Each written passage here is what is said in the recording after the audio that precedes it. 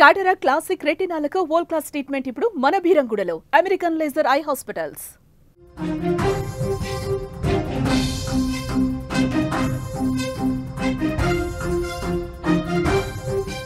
Cinema ఇండస్ట్రీకి చీడలాగా పట్టుకున్న పైరసీ ముఠా ఇప్పుడు పోలీసులకే వార్నింగ్ ఇస్తోంది.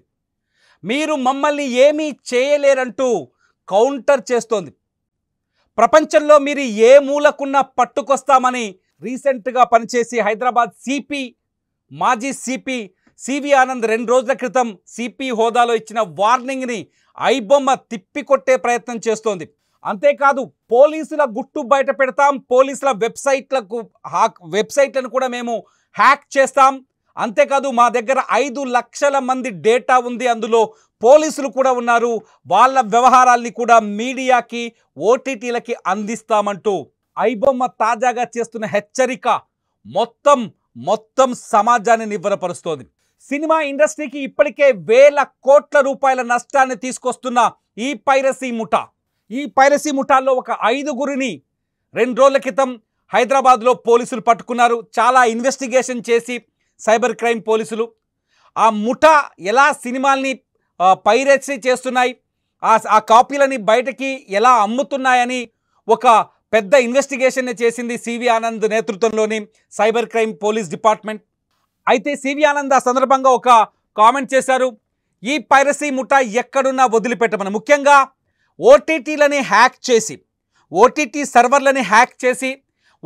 సర్వర్ల నుంచి సినిమాల్ని డౌన్లోడ్ చేసి ప్రత్యామ్నాయంగా అందిస్తున్న ఐబొమ్మ, మీరు తెరపైన చూస్తున్నారు ఐబొమ్మ, దీని వెనకాల ఉన్న దొంగలెవరో తెలియదు. అయితే ఈ ఐబొమ్మని వార్న్ చేశారు సివి ఆనంద్, మీరెక్కడున్నా వదిలిపెట్టేదే లేదు, అంతర్జాతీయ టెక్నాలజీ సహకారంతో మిమ్మల్ని కంట్రోల్ చేస్తాం, పట్టుకొచ్చి తీరుతాం, హైదరాబాద్ పోలీస్ స్టేషన్లో ఉన్న సెల్లో బొక్కలో తోసి తీరుతామని చెప్పేసి వార్నింగ్ ఇచ్చారు. కానీ ఐబొమ్మ తాజాగా ఒక వార్నింగ్ ఇచ్చింది. 2023లో ఏదైతే వార్నింగ్ ఇచ్చిందో అదే వార్నింగ్ని మళ్ళీ రిపీట్ చేసింది ఐబొమ్మ. మేము ఎవ్వరికీ భయపడం, పోలీసులు మా పైన ఫోకస్ చేస్తే మేము పోలీసుల పైన ఫోకస్ చేస్తామంటూ ఒక వార్నింగ్ ఇచ్చింది ఐబొమ్మ. మీ డేటా, మీ గుట్టంతా మా చేతుల్లో ఉందని హెచ్చరికలు జారీ చేసింది. అంతేకాదు సినిమా ఇండస్ట్రీకి ఒక 4 కఠినమైన ప్రశ్నలు కూడా వేసింది ఐబొమ్మ. నిజానికి ఇక్కడ పోలీసులు చాలా కష్టపడ్డారు. హైదరాబాద్ పోలీసులు ఈ ముఠాని పట్టుకున్నారు. సిరిలని ఒక వనస్థలిపురం వేదికగా వనస్థలిపురాన్ని అడ్డా చేసుకొని సినిమాని పైరసీ చేస్తున్న ఒక 5గురు వ్యక్తులను అరెస్ట్ చేశారు. ఇదంతా థియేటర్లో సినిమా రిలీజ్ అయిన తర్వాత కెమెరాతో రికార్డ్ చేసే ముఠా ఇది. కానీ అసలు కథంతా ఇప్పుడు ఐబొమ్మ దగ్గర ఉంది. ఐబొమ్మ సామాన్యుడికి ఫ్రీగా సినిమాని అందిస్తోంది. ఎటువంటి ఓటీటీ ఛార్జీలు చెల్లించకుండా, ఎటువంటి ఓటీటీ రీఛార్జ్ చేయకుండా ఇంటర్నెట్లో ఐబొమ్మని కొడితే చాలు సినిమాలు వచ్చే పరిస్థితి కనిపిస్తుంది. ఐబొమ్మ వల్ల తెలుగు సినిమా ఇండస్ట్రీకే 3,700 కోట్ల నష్టం వచ్చింది. మొత్తం ఇండియన్ సినిమా ఇండస్ట్రీకి 22,000 కోట్ల రూపాయల నష్టం వచ్చినట్టుగా ఒక అంచనా వేస్తున్నారు పోలీసులు. అయితే ఐబొమ్మ ఈ పోలీసులకు ఇచ్చే వార్నింగ్లో కొన్ని ప్రశ్నలు వేసింది. ప్రశ్న 1, హీరోలకు అంత రెమ్యునరేషన్ ఎందుకు? నిజంగా సినిమాల్ని దొంగిలించడం అతిపెద్ద నేరం. దీన్ని ఎవరైనా ఖండించాల్సిన విషయమే, ఎవరు సమర్థించే విషయం కాదు. సినిమాల్ని ఎందుకంటే ఎంతో కష్టపడి ఒక డైరెక్టర్ తన ఆలోచనని ఒక మూవీగా మార్చి ఎంతోమంది సినిమా కార్మికులు, ప్రొడ్యూసర్ ఎక్కడెక్కడనో అప్పులు తీసుకొచ్చి ఏదేదో కష్టపడి ఒక అద్భుతమైన సినిమాని తీసి దాన్ని ప్రజలకు అందిస్తే టిక్కెట్లు పెట్టి కొనుక్కొని చూస్తే ఆ ప్రొడ్యూసర్కి 4 రూపాయలు మిగులుతాయి.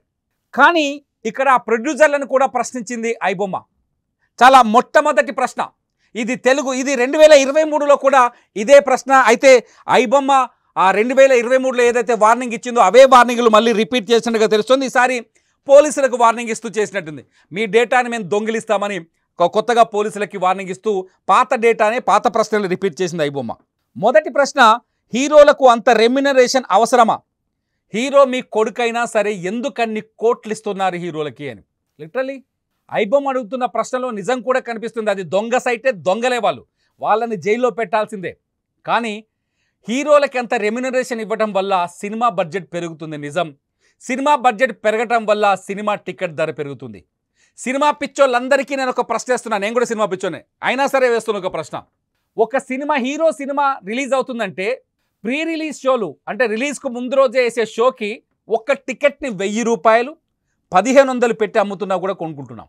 మన పిచ్చిని వాళ్ళు క్యాష్ చేసుకుంటున్నారు, మీకున్న అభిమానాన్ని వాళ్ళు క్యాష్ చేసుకుంటున్నారు. ఫలితం సినిమా మధ్యతరగతి వారికి దూరం అయిపోతుంది. చాలా క్లియర్గా అర్థమవుతుందా? టికెట్ ధరల్ని అడ్డగోలుగా పెంచడం వల్ల సినిమా మధ్యతరగతి వారికి దూరం అవుతుంది. మధ్యతరగతి వాడే సినిమా ఇండస్ట్రీకి అసలైన ప్రేక్షకుడు. మధ్యతరగతి వాడే, రిపీట్ చేస్తున్నా, మీరు ట్రోల్ చేయొచ్చు, మధ్యతరగతి వాడే సినిమా ఇండస్ట్రీకి అసలైన ప్రేక్షకుడు. ఆ అసలైన ప్రేక్షకుడికి సినిమాని అందనంత ఎత్తుకు తీసుకెళ్లారు. కనీసం 220 రూపాయలకు తక్కువగా టికెట్ ఉన్న సినిమా ఏదైనా ఉందా? థియేటర్ ఏదైనా ఉందా? 2 తెలుగు రాష్ట్రాల్లో సింగిల్ స్క్రీన్ థియేటర్లు ఆల్మోస్ట్ ఆల్ ఆత్మహత్య చేసుకున్నాయి. సింగిల్ స్క్రీన్ థియేటర్లు దాదాపు మొత్తం పునాదులు లేకుండా పోయాయి. సింగిల్ స్క్రీన్ థియేటర్లలోకి వెళ్తే 20 రూపాయలు నేల టికెట్టో, లేకపోతే 20 రూపాయల టికెట్టో, 30 రూపాయల టికెట్, 40 రూపాయల టికెట్ వదిలేండి, కనీసం తక్కువ 70 రూపాయల టికెట్ అయినా ఉండేది. ఎక్కువలో ఎక్కువ 200 పెట్టుకోవచ్చు. ప్రతి టికెట్ ముందు వరుసలో కూర్చున్నా 220 రూపాయలు ఇవ్వాలి, మొదట కూర్చున్నా 220 రూపాయలు ఇవ్వాలి. మొత్తం అన్ని సినిమాలకి ఈ మాల్స్ వచ్చేసి, ఈ మ్యాక్స్లు వచ్చేసి సినిమాని చంపేసిందే సినిమా ఇండస్ట్రీ. ఇది అందరి ఒపీనియన్, ఐబొమ్మ ఒపీనియన్ మాత్రమే కాదు. తెలుగు సినిమా ఇండస్ట్రీ తప్పు ఇందులో ఉందా లేదా మీరు ఆలోచించండి ఒకసారి. సినిమా టికెట్ ధరని పెంచేసి సామాన్యుడికి అందని స్థాయికి తీసుకెళ్ళిపోయారు. కట్ చేస్తే సింగిల్ స్క్రీన్ థియేటర్లను కూల్చేసి పెద్ద పెద్ద ఐమాక్స్లు ఈమాక్స్లు కట్టుకుంటూ వచ్చారు. ఫలితం ఏమైంది? ఒక మిడిల్ క్లాస్ అంటే 20,000 నుంచి నెలకి 30,000 సంపాదించే ఉద్యోగి ఫ్యామిలీతో సినిమాకి రావాలంటే వాడి జీతంలో వారం రోజుల కష్టాన్ని ఖర్చు పెట్టాలి. ఒక 20,000 సంపాదించే ఉద్యోగి హైదరాబాదులో ఒక మాల్లో సినిమా చూడాలి అంటే కనీసం 4 నుంచి 5,000 ఖర్చు పెట్టాలి. సినిమా టికెట్కే 2,000 అవుతాయి ఫ్యామిలీతో, భార్య 2 పిల్లలతో వస్తే.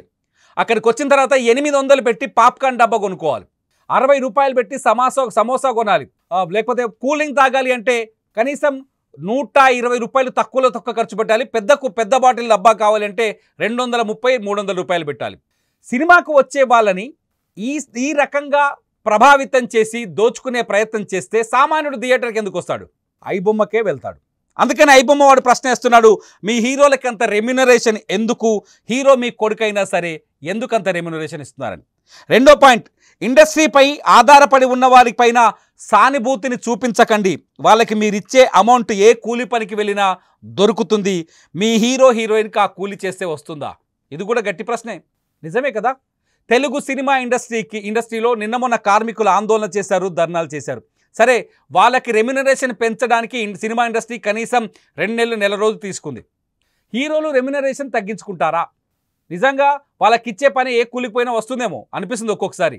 హీరోలు నటులు ఎక్కువ రెమ్యునరేషన్ తీసుకోవటం వల్ల అది ప్రొడక్షన్ కాస్ట్ని పెంచి ఫలితంగా సినిమా టికెట్ల ధరలు పెరుగుతున్నాయి. సినిమా టికెట్ల ధరలు పెరగడం వల్ల సామాన్యుడు థియేటర్కి వెళ్లకుండా ఐబొమ్మకు వెళ్తున్నాడు. ఓటీటీకి కూడా వెళ్ళే పరిస్థితి లేదు. సినిమా నిర్మాణ వ్యయంలో రెమ్యునరేషన్లే అధికం. మళ్ళీ అదే చెప్తున్నారు వాళ్ళు. సినిమా నిర్మాణ వ్యయంలో రెమ్యునరేషనే అధికం, కరెక్టే కదా. ఒక హీరోకి ఎన్ని 10 కోట్లు అంటే 40 కోట్లు, 50 కోట్లు, 60 కోట్లు ఇలా డబ్బులు ఇస్తే ఆ హీరో మరింత హీరో అయిపోతాడు. హీరోల్ని నేను కూడా అడగాలనుకుంటున్నాను, నాకు ఎప్పటి నుంచో డౌట్ ఉంది. అంత రెమ్యునరేషన్ తీసుకొని ఇండస్ట్రీ పైన ఒత్తిడి పెంచడం వల్ల సినిమా చచ్చిపోతుంది కదా. థియేటర్కి వచ్చే వాళ్ళ సంఖ్య తగ్గిపోతుంది కదా. కథ ఎలా ఉన్నా ఒకప్పుడు కనీసం అమౌంట్ వచ్చేది సినిమా తీస్తే. అది హిట్ అయినా ఫ్లాప్ అయినా ప్రొడ్యూసర్కి నష్టం లేకుండా డబ్బులు వచ్చేవి. కానీ ఇప్పుడు హిట్ సినిమాలకు కూడా ఫుల్ అమౌంట్ వచ్చే పరిస్థితులు కనిపించట్లేదు. సూపర్ డూపర్ హిట్ సినిమాలకు కూడా ఫుల్ అమౌంట్ వచ్చే పరిస్థితి కనిపించట్లేదు. కాబట్టి సామాన్యుడు ఐబొమ్మకు వెళ్తున్నారు. లేదంటే నిన్న పోలీసులు పట్టుకున్నారు కదా, అటువంటి ఫేక్ లేకపోతే పైరసీ వెబ్సైట్లకు వెళ్తున్నారు. సినిమా పైరసీ నేరం, నేను దీన్ని వ్యతిరేకిస్తున్నా. కానీ మనం మారాలి కదా. సినిమా పైరసీ కాకుండా ఉండాలి అంటే థియేటర్లలో పోలీసు నిఘాలు పెడితే సరిపోదు.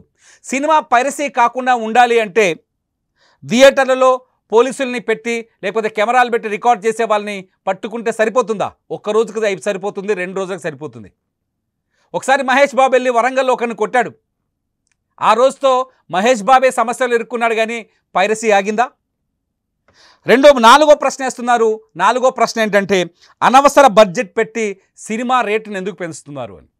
ఇది కూడా ఆలోచించాల్సిన విషయమే సినిమా ఇండస్ట్రీ.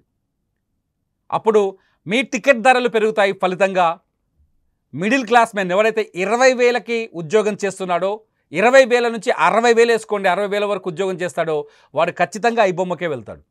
అదే జరుగుతుంది. నిజానికి పోలీసులకి ఇదంతా తెలియదు. పోలీసులు చాలా నీట్గా నిజాయితీగా ఒక విషయం చెప్తున్నారు. ఎవరైతే ఈ సినిమా వెబ్సైట్లని స్కాన్ ఓటీటీలని ఆక్యుపై చేసి ఓటీటీలని అడ్చేసి హ్యాక్ చేసి అక్కడి నుంచి సినిమాలు డౌన్లోడ్ చేస్తున్నారో అటువంటి వాళ్ళ తాట తీస్తామని చెప్తున్నారు. వీళ్ళు తీయాల్సిన అవసరం ఉంది. ఐబొమ్మ వాడు ఎక్కడున్నా, దేశంలో కాదు విదేశాల్లో ఏ దేశంలో పట్టుకొచ్చి తోలు తీయాల్సిందే. ఎందుకంటే తెలుగు సినిమా ఇండస్ట్రీకి 3,700 కోట్ల నష్టం, మొత్తం ఇండియన్ సినిమా ఇండస్ట్రీకి 22,000 కోట్ల నష్టం. ఈ నష్టాన్ని ఖచ్చితంగా కంట్రోల్ చేయాల్సిన అవసరం ఉంది. ఎందుకంటే నష్టపోయేది ఇద్దరే ఈ సంఘటనలు జరిగితే. ఒకటి మిడిల్ క్లాస్ సినిమా టికెట్ కొన్న మిడిల్ క్లాస్ మెన్, మధ్యతరగతి వ్యక్తి అయితే. రెండోది వచ్చేసి ఆ సినిమాకి 100 కోట్ల బడ్జెట్ పెట్టిన ప్రొడ్యూసర్ కోణంలో ఎవరు ఆలోచించట్లేదు. దొంగలున్నారు. ఇటువంటి ఐబొమ్మ లేకపోతే మరొక సినిమా మరొక వెబ్సైటు దొంగ వెబ్సైట్లలో ఆ సినిమా కాపీ చేసి పెడితే ఫస్ట్ ప్రొడ్యూసర్ ఉరి పెట్టుకోవాల్సిన పరిస్థితి వస్తుంది. ప్రొడ్యూసర్ సినిమాని కోల్పోయి, ఆస్తుల్ని కోల్పోయి, సర్వం నాశనం అయిపోయే పరిస్థితి వస్తుంది. కాబట్టి ఖచ్చితంగా ఇది ఇండస్ట్రీ అంతా కూర్చొని పోలీసులకు థ్యాంక్స్ చెప్పడమే కాదు. నేను పెద్ద పెద్ద హీరోలు ఉన్నారు ఈ వీడియోలో, నేను చూపిస్తున్న వీడియోలో, కానీ పోలీసులకు థ్యాంక్స్ చెప్పడంతో సరిపోదు. పైరసీని అరికట్టడానికి ఇంకొక అడుగు ముందుకేసి సినిమా బడ్జెట్ల విషయంలో, బడ్జెట్ వదిలేండి, సినిమా టికెట్ల విషయంలో కఠినమైన నిర్ణయాలు తీసుకోవాల్సిన అవసరం ఉందేమో. పెద్ద పెద్ద థియేటర్లకి జనాలు వచ్చే పరిస్థితులు కనిపించట్లేదు. సింగిల్ స్క్రీన్ థియేటర్లని కాపాడుకోండి. ఇది చాలా రోజులుగా జరుగుతున్న చర్చే. ఈ చర్చలో మీరు కూడా ఈ వీడియో కింద కామెంట్ చేస్తూ పాల్గొనొచ్చు. ఈ చర్చని మొదలుపెట్టాం. ఈ చర్చలో మీ విలువైన సలహాలుంటే ఖచ్చితంగా వాటిని కూడా మరొక వీడియో చేసి నేను మీ ముందుకు తీసుకొస్తా. సినిమా ఇండస్ట్రీ, పైరసీ వ్యవహారం, దీంతోపాటు ఐబొమ్మ వార్నింగ్, ఈ అన్నింటిపైన ఒక్కసారి మీరు కూడా ఆలోచించండి. ఒకసారి చూడండి, మన అసలు థియేటర్లో సినిమా రిలీజ్ కాగానే ఎలా కొట్టేస్తారో మన రీసెంట్గా బదిలీ అయిన సివి ఆనంద్ చెప్పిన మాటలు వినండి. నిజంగా సినిమా ఇండస్ట్రీకి ఎంత నష్టం జరుగుతుందో మీరు కూడా ఆలోచించవచ్చు. సిరిల్ రాజ్ది ఈ వెబ్సైట్స్ అన్ని కూడా అతను ఆపరేట్ చేస్తున్నాడు. మూవీస్ ఏవైతే స్టోర్ చేసుకున్నాడో అతని హార్డ్ డిస్క్ లో వివరాలు ఈ విధంగా చూడండి. కుబేరా ఇక్కడ ఉంది, bun butter jam, mister Sitaare Zameen Par, ఇటువంటివన్నీ కూడా అతని దగ్గర అన్ని 550 movies in the last 4 years. So chats, payments గురించి ఏ మూవీ ఎక్కడ అప్లోడ్ అయింది, కన్నప్ప చూడండి అనేది చూస్తున్నాను. బెట్టింగ్ చేసే వాళ్ళు సబ్స్క్రైబ్ అయ్యి బెట్టింగ్ ఆడితే వాళ్ళకి ఆదాయం, వాళ్ళు అది పెరిగితే వీళ్ళకి పేమెంట్ పెంచుతారు. ఆ లింక్ ఒకటి అర్థం చేసుకోవాలి. Cyril Raj use torrent software for sharing. So ఈ విధంగా ఇది మొత్తం అతను ఏ విధంగా షేర్ చేసుకుంటున్నాడు పబ్లిక్తో, అంటే పబ్లిక్ వ్యూవింగ్ అనేది ఇది చూడొచ్చు. నెక్స్ట్ ఈ విధంగా కుబేరా మూవీ కూడా ఈ విధంగా అతని హార్డ్ డిస్క్లో దొరికింది. So these are recorded. కెమెరాలతో సినిమాలు తీసి థియేటర్లోకి వెళ్ళి కెమెరాలతో సినిమాలు రికార్డ్ చేసి వాటిని అమ్ముకునే దొంగలని నిజంగా దొరికితే ఉరి కూడా తీయాలని చెప్తాను నేను. ఎందుకంటే సినిమా ఇండస్ట్రీ కూడా ఒక ఆదాయ వనరులు, ఎంతోమందికి సహాయం చేస్తుంది. లక్షలాది మంది ఆ ఇండస్ట్రీ పైన ఆధారపడి బతుకుతున్నారు. సరే, టికెట్ల ధరల విషయంలో సినిమా పెద్దలు ఎటువంటి నిర్ణయం తీసుకుంటారో చూద్దాం. ఈ చర్చలో పాల్గొనే వారికి నేను ఇంకొక విషయం చెప్తున్నాను. చిన్న సినిమాలు ఈ మధ్యకాలంలో సూపర్ డూపర్ హిట్లు కొడుతున్నాయి. పైరసీ అయితే, అటువంటి చిన్న సినిమాలు పైరసీకి గురైతే నిజంగా సినిమా ఇండస్ట్రీకి ప్రోత్సాహం తగ్గిపోతుంది. సినిమాల్లో తీయాలనే ఆలోచన ప్రొడ్యూసర్లకు తగ్గిపోతుంది. ఇండస్ట్రీకి పెట్టుబడులు పెట్టే వారి సంఖ్య తగ్గిపోతుంది. ఫలితంగా సినిమాల సంఖ్య తగ్గిపోతుంది. సినిమాల సంఖ్య తగ్గిపోవడం వల్ల ఆ ప్రొడక్షన్ మీద ఆధారపడ్డ పేద కార్మికుల ఆకలి బాధలు పెరిగిపోతాయి. ఇది నిజమే. ఒక రకంగా మీరు ప్రశ్నించవచ్చు, ఐబొమ్మ ప్రశ్నించవచ్చు, సినిమా కార్మికులను సానుభూతి చూపించాల్సిన అవసరం ఉంది ఇక్కడ. కాకపోతే సినిమా ఇండస్ట్రీకి చిన్న చిన్న సినిమాలు మాత్రం చావు దెబ్బ కొట్టకండి. టికెట్ ధరలు మార్చుకుంటే అన్ని పరిణామాలు మారుతాయేమో. పోలీసులకు ఫిర్యాదు చేయటం ద్వారానే ఈ ఇండస్ట్రీ మారుతుంది అనుకోవడం మాత్రం, అంటే ఈ పరిస్థితులు మారుతాయనుకోవడం మాత్రం కొంత అనాలోచిత నిర్ణయం అవుతుందో ఏమో. నేను చెప్పే మాటలు కొందరు కోపం కలిగించవచ్చు. నా మాటల్లో కూడా అనాలోచిత మాటలు అనుకునే వాళ్ళు చాలామంది ఉండొచ్చు. ఈ చర్చలో మీ అభిప్రాయాన్ని యథేచ్ఛగా నా పైన కూడా కామెంట్ చేయొచ్చు, నో ఇష్యూ. కానీ చాలా అవసరమైతే ఉంది. తెలుగు సినిమా ఇండస్ట్రీ ముందు కూర్చోవాలి. తెలుగు సినిమా ఇండస్ట్రీ టికెట్ ధరల మీద కూర్చోవాలి. షాపింగ్ మాల్స్లో ఉండే థియేటర్లోకి వెళితే సామాన్యుడు సినిమా చూడలేడు. అక్కడికి వెళితే ఆ సామాన్యుని ఆకట్టుకునే అంశాలు చాలా ఉంటాయి. ఒక బాబుని, నా కొడుకు నేను సినిమాకి తీసుకెళ్తే వాడు పాప్కార్న్ కావాలంటాడు. ఆ పాప్కార్న్ కొనాలి అంటే డబ్బా 800 రూపాయలు చెల్లించాలి. మీరు ఇప్పటికైనా సినిమా థియేటర్లకు వెళ్ళి చెక్ చేయండి. చాలాసార్లు సినిమా థియేటర్లో ఆహార పదార్థాలపైన చర్చ జరిగింది. ఒక్కడు కూడా దాన్ని ముందుకు తీసుకుపోలేదు. ఏ ప్రభుత్వం కూడా తీసుకుపోలేదు. భయపడిపోయింది. ఇండస్ట్రీని చూసి లొంగిపోయినాయి ప్రభుత్వాలు కూడా. టికెట్ ధరల్ని పెంచుకోమని జీవోలు ఇచ్చే ప్రభుత్వాన్ని కూడా నేను అంటున్నాను. భయపడి లొంగిపోతున్నారు. మీరు రికమెండేషన్లకు లొంగిపోయి సామాన్యుని థియేటర్కి దూరం చేస్తున్నారు. మిడిల్ క్లాస్ పీపుల్ సినిమా థియేటర్కి దూరం అవుతున్నారు. ఇందులో సందేహమే లేదు. కానీ దయచేసి చిన్న సినిమాలు అయితే చితికిపోతున్నాయి చాలాసార్లు. ఒక్కసారి వినండి. ఇండియన్ సినిమా మీద ఒరిజినల్ వీళ్ళు ఎంత సంపాదిస్తున్నారో 1000 కోట్లు తెలియదు. 100 కోట్ల క్లబ్బు, 200 కోట్ల క్లబ్బు, 300 కోట్ల క్లబ్ అని ప్రకటిస్తారు. కానీ ఒరిజినల్ క్లబ్బు డిజిటల్ మీడియాలో దొంగ సినిమాల ద్వారా ఎంత వస్తుందో మన మాజీ సివిఆర్ అని చెప్పే మాటలు వింటే ఎంత డబ్బుని దొంగలు సంపాదిస్తున్నారో ఆ డబ్బుని సినిమా ఇండస్ట్రీ కూడా సంపాదించట్లేదో అనిపిస్తుంది. ఒకసారి వినండి ఆ మాటలు.